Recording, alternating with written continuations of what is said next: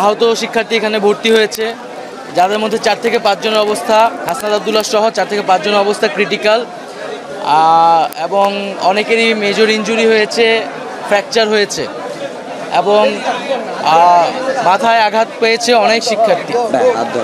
এবং আজকের এই ঘটনাটি সম্পূর্ণ পরিকল্পিতভাবে করা হয়েছে একটা অরাজক পরিস্থিতি তৈরি করার জন্য, এবং শিক্ষার্থীরা পুনরায় এই অভ্যুত্থান এবং অভ্যুত্থানের স্পিরিটকে কিন্তু ধারণ করে এই অরাজকতা এবং ষড়যন্ত্রকে রুখে দিয়েছে।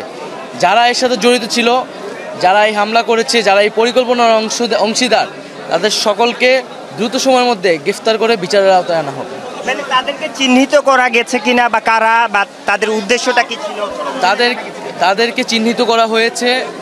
আমরা শান্তিপূর্ণ অবস্থান চাচ্ছিলাম, এই জন্য কিন্তু আমরা কোনো ধরনের ব্যবস্থা নেইনি। তাদের সাথে আমরা কয়েক দফায় আলোচনা করেছি, তাদের দাবিগুলো কিন্তু আমরা পূরণ করেছি, এবং বাকি দাবিগুলোর জন্য তাদের সাথে আলোচনা এবং সময়ের কথা বলেছি।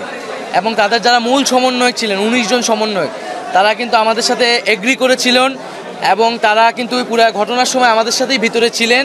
তারা এই আন্দোলন স্থগিত করে ঘোষণা দিয়েছিলেন, কিন্তু বাইরে কিছু উস্কানিদাতা ছিল, কিছু ষড়যন্ত্রকারী ছিল, যারা এই পুরা স্যাবোটেজটা করেছে, এবং তারা চিহ্নিত আছে, এবং তারা সহ যারা এটার অংশীদার, তাদেরকে দ্রুত সময়ের মধ্যেই, আজকে রাতের মধ্যে তাদেরকে গ্রেফতারের প্রচেষ্টা করা হচ্ছে।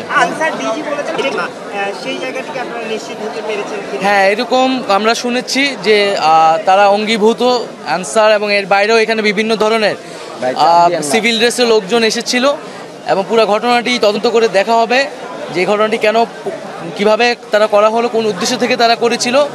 এবং আমরা দেখছি যে শুধু এই ঘটনা নিয়ে নয়, গত কয়েকদিন ধরেই এই আন্দোলনের নামে, দাবি দেওয়ার নামে কিন্তু সচিবালয় এবং প্রধান উপদেষ্টা যে বাসভবন যমুনার সামনে অবস্থান কর্মসূচি অনেকেই পালন করছে। আমরা সকলের দাবি দেওয়ার প্রতি শ্রদ্ধা রাখি, যে সকলের যে কারো যৌক্তিক দাবি কিন্তু পূরণ করা হবে।